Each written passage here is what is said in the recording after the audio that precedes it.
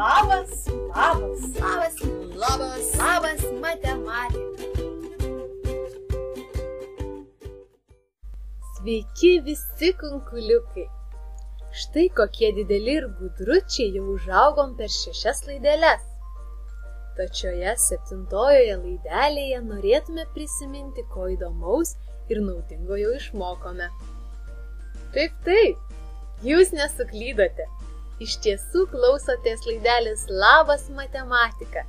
Ir šiandien mes, Lina ir Ieva, kartu su jumis skaičiuosime iki 5.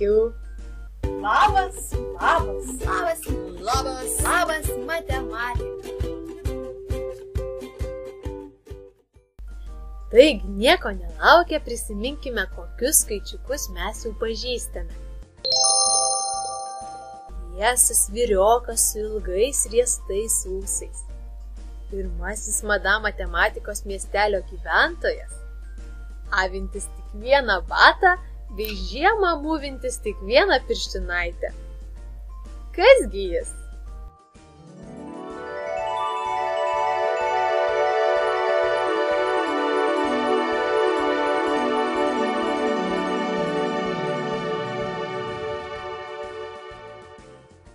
Teisingai, ilgaūsis vienetukas. Na štai, dabar pagalvokime, ko žmogus turi po vieną. Nagi, apžiūrime rankytės 2, kojytės 2. Nagi, ko mes turime tik vieną? Ogi štai vidury pilvuko pūpso bamba. Bambą turim tik vieną. Daugiau bambų nėra. Taigi, žmogus turi vieną bambą. Greit visi parodome, kur yra mūsų bambos. Ir pagalvokime, ko dar žmogus turi tik vieną. O dabar bandykite spėti, kas toks bus didysis miestelio ūkininkas, kurio daržo lysvėse pūpso gražiausios daržovės. Šis vyriokas labai mėgsta su visais viskuo dalintis, todėl visko turi ir savo, ir draugui. Na, o gyvena jis iškart už vienetuko. Tad kasgi jis?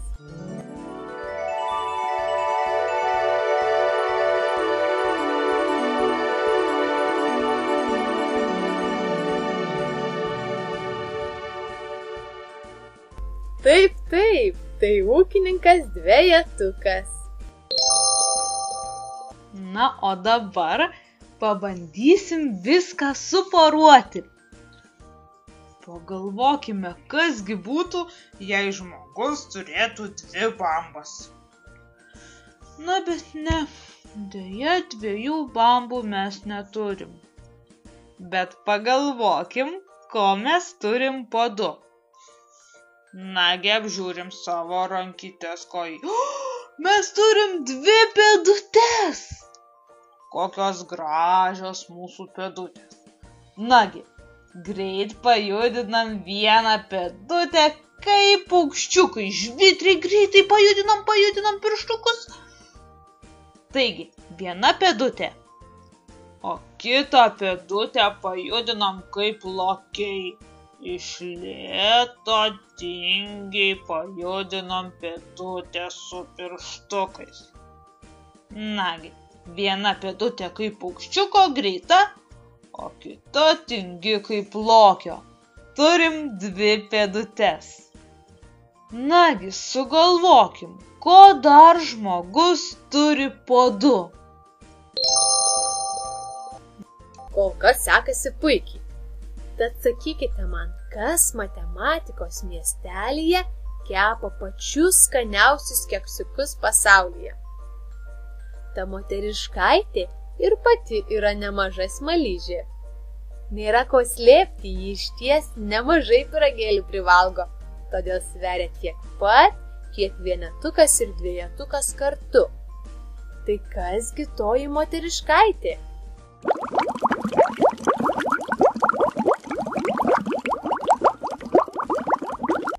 ogi tai bandelių kepėja trejetukė. Na, o dabar suskaičiuokim, kiek ratų turi kokios transporto priemonės. Pavyzdžiui, aš turiu dviratuką. Ar žinot, dviratukas turi 2 ratus. Vienas priekinis ratas, o kitas galinis. Abu ratai gražūs, apvalūs ir būtinai su atšvaitais.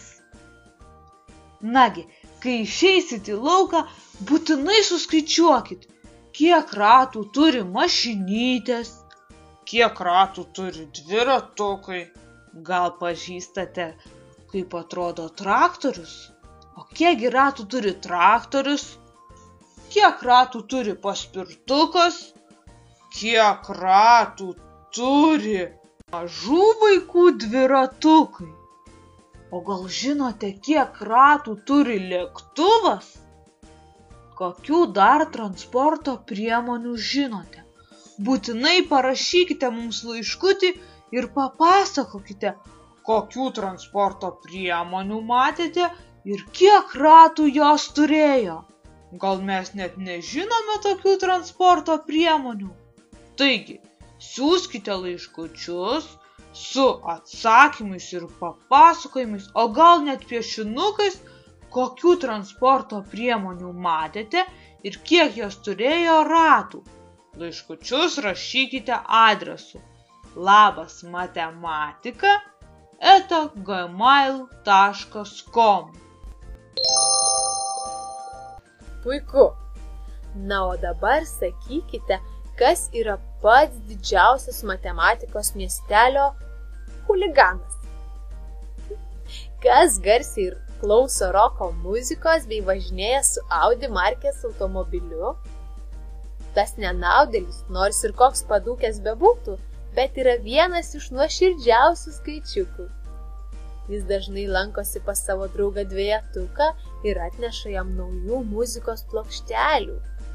Tad kasgi jis? O, papa, juk tai rokeris ketvirtukas. Na, o dabar prisiminkime, kokius žinome gyvūnėlius. Žinome, kad avytė turi 4 kojytes. Nagi, pagalvokime, kiek kojyčių turi karvytė, o kiek kojyčių turi paršiukas. Pagalvokime, ar tiek pat kojyčių turi balandis. O gal žinote, kiek kojyčių turi šimtakojis? Voras, bitė, musė. Pagalvokim ir pabandykim nupiešti šiuos gyvūnėlius ir jų kojytes. Ir galiausiai, vaikai, man pasakykite, kas yra matematikos miestelio policininkas. Kas miestelyje palaiko rimtį ir sergsti jo gyventojus. Šis skaičiukas kasdien keliasi 5 valandą ryto, pasimankštino ir skuba į darbą. Tai pareigingas ir drąsus skaičiukas. Jis prižiūri, kad visi skaičiukai turėtų atšvaitus bei drausmingai vaikščiotų per gatvę. Tad vaikai, ar prisimenate, kas toks yra šis skaičiukas?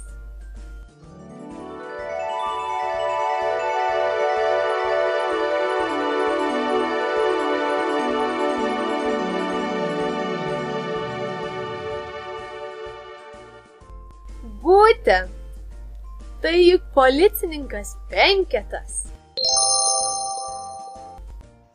Ar turite popieriaus lapą? Kas neturi, greitai bėgam pasiimti popieriaus lapo ir piešimo priemonės. Pasidedam lapą prieš save, padedam ant jo rankutę ir ją apibrėžiame. Apibrėžkime rankutę ir suskaičiuokime, kiek rankutė turi pirštukų. Būtinai nepamirškite nuspalvinti rankytės ir galite net nuspalvinti kiekvieną pirštuką kita spalva. O kas netingi, gali netgi apvedžioti savo kojytę ir ją nuspalvinti. Kai spalvinsite, nepamirškite suskaičiuoti, kiek pirštukų turi kojytė. Jūs tikri šaunuoliai. Tad dar kartą pakartokime, kiek skaičiukų jau žinome. Pabandome skaičiuoti nuo pat pradžių. Ilgaausis 1, ūkininkas 2, bandelių kepėja 3, rokeris 4, policininkas 5. Dabar visi kartu skaičiuojame garsiai. 1, 2, 3, 4, 5. Pažvelkime į savo delniukus. Dabar sugniaužkime kumštuką ir skaičiuokime jo pirštukus. 1, atlenkime nykštį. 2, atlenkime smilių. 3, atlenkime didįjį pirštą. 4, atlenkime bevardį.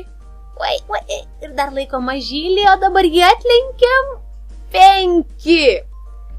Štai ir suskaičiavome savo pirštukus. Puiku! Na, o dabar ištempkite savo ausytes, nes tuojau išgirsite mūsų laidelės draugo Jurgio Pralgausko eilėraštuką apie skaičius. Skaičių daug pasaulyje sukas. Štai šaunusis penketukas. 1, 2, 3, 4, 5. Skaičiai šie nepaprasti. Vienas yra ypatingas, nes be jo juk daug kas dingtų. Nebūtų vienos saulės, vienos žemės ir mėnulio. Vieną reikia gerbti ir saugoti, juk tik vieną saulę turim. 2 tai draugiškas skaičiukas, poromis draugai juk sukas. 2 ausytės, 2 akutės, 2 kojytės, 2 rankutės. Lazdos turi 2 galus, dviratukas 2 ratus. Skaičius 3 tai intriga, meilės trikampių styga. 3 kartas nemeluoja, pešas 2, 3 nauda. 4 tai solidu, namas sienų 4. 4 pasauly šalys, kojos 4 pas dramblį. Metų 4 laikai, ar patinka jums vaikai? 5 dienų reik dirbti, o savaitgalį ilsėtis. Po 5 pirštus ant rankų turi tu, mama ir tėtis. Skaičiai gali daug išmokyti, tad skaičiuokit ir galvokit. Dėkojame mūsų draugui Jurgiui už puikų ir gražų eilėraštį. Na, o dabar pabandykime suskaičiuoti filmuko personažus. 1 kempiniukas. 2 kempiniukas ir Patrikas. 3 kempiniukas, Patrikas ir Garis. 4 Patrikas, kempiniukas, Garis ir ponas Krabas. 5 kempiniukas, ponas Krabas, Garis, Kalmaras ir Patrikas. Labas, labas. Labas, labas, labas matematika.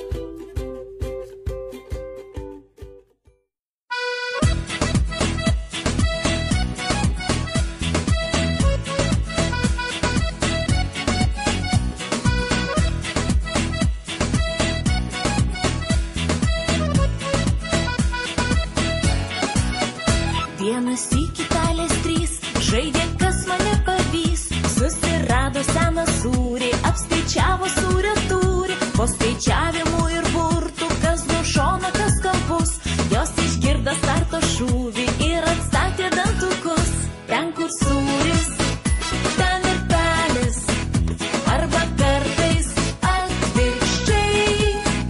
Ten, kur pelis, ten ir sūris. Na, o kartais katinai. Ten, kur sūris, ten ir pelis. Arba kartais atvirkščiai. Ten, kur pelis, ten ir sūris. Na, o kartais katinai.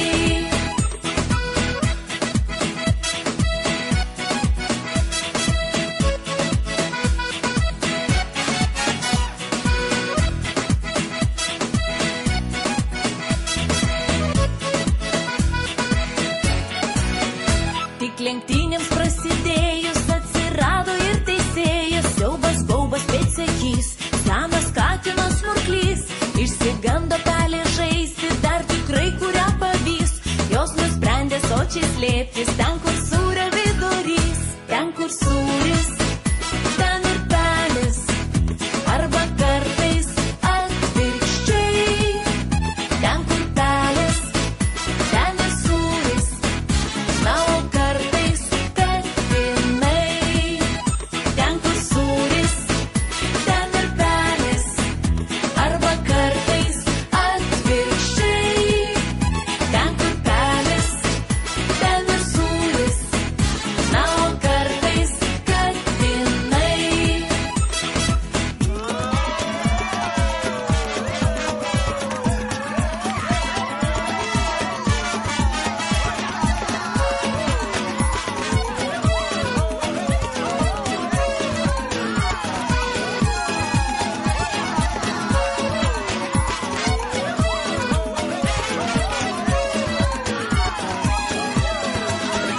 Ten, kur sūris, ten ir pelis.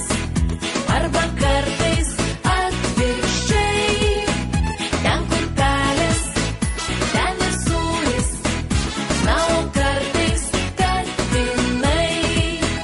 Ten, kur sūris, ten ir pelis. Arba kartais atvirkščiai. Ten, kur pelis, ten ir sūris. Na, o kartais katinai. Labas, labas. Labas, labas, labas, matematika. Matematika vyresniems. Pabandykime prisiminti, ką sužinojome per pirmąsias laideles.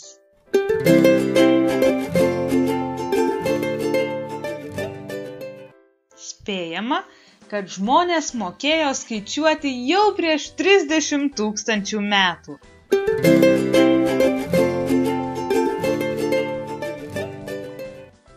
Nagi, koks skaičius senovėje buvo žymimas piešiant žmogutį iškeltomis rankomis?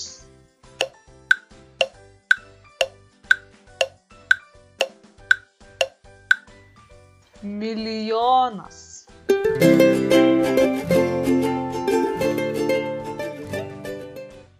Skaičiai, kuriais skaičiuojame daiktus, vadinami natūraliaisiais.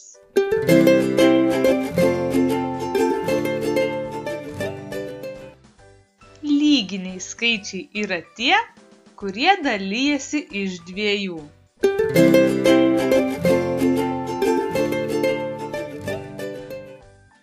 Kasgi yra greičiausias keliauninkas pasaulyje? Ogi šviesa, jie aplink Žemę apkeliautų daugiau nei 7 kartus per 1 sekundę.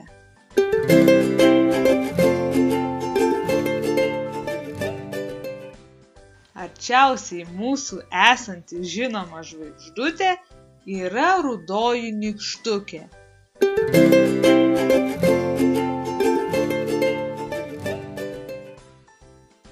Gugalas tai skaičius su 100 nulių.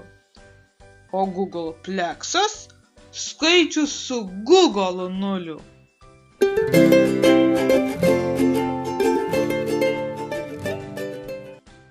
Blyno skersmuo tai ta atkarpa, kurią gauname blyną dalindami į 2 visiškai lygias dalis. Nepamirškime, kad šią teoremą tik jau ne su blynu, o su apskritimu sugalvojo pirmasis matematikas Talis.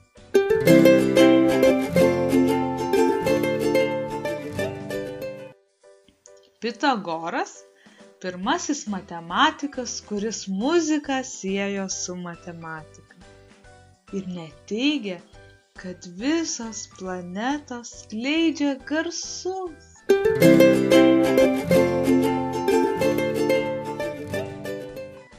Ar pamenate istoriją apie karaliaus karūną?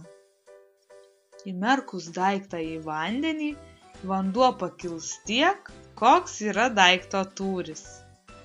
Šią išmonę sugalvojo Archimedas.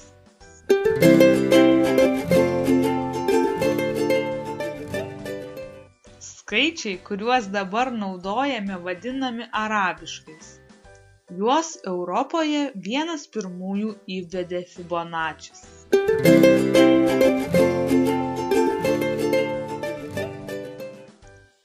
Taškas yra tai, kas neturi dalių.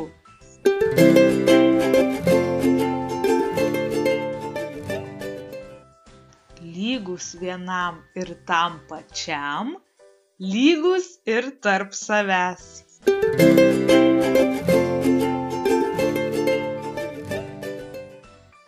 Pirminiai tai tokie skaičiai, kurie dalijasi tik iš vieno ir savęs paties.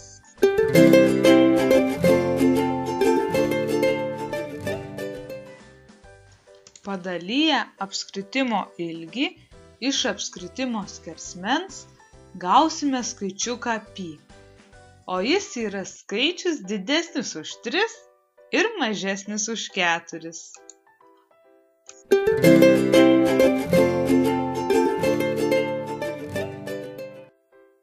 Kai skaičiuojame nepilnus daiktus, o jų dalis, naudojame trupmenas. Pavyzdžiui, jei paimame pusę obuolio, sakome, kad rankutėje turime 1/2 obuolio.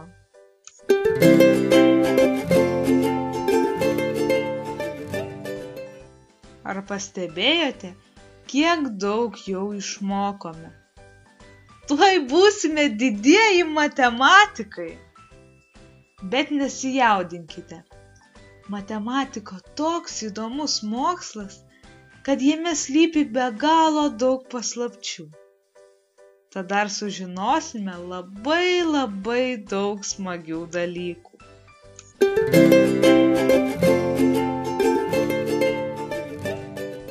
Matematika vyresniems. Štai ir pasibaigė mūsų laidelė, kurioje prisiminėme viską, ką iki šiol išmokome. Labai džiaugiamės, jog esate su mumis, dalinatės savo nuotykiais, įspūdžiais ir tuo, kaip jums sekasi skaičiuoti. Tad nepamirškite mūsų įsijungti kitą pirmadienį, 15:05. Nu, jei neišgirdot laidelės nuo pradžių, galit mus rasti YouTube kanale Labas matematika. Tad siųskite mums savo laiškus, savo nuotaikas, nuotraukas ir viską, ką tik sugalvojate, adresu labasmatematika@gmail.com. Su jumis buvo smalsutė Ieva Jasiūnaitė ir pleputė Lina Matiukaitė. Iki susitikimų, draugai! Labas, labas, Labas, labas, labas matematika.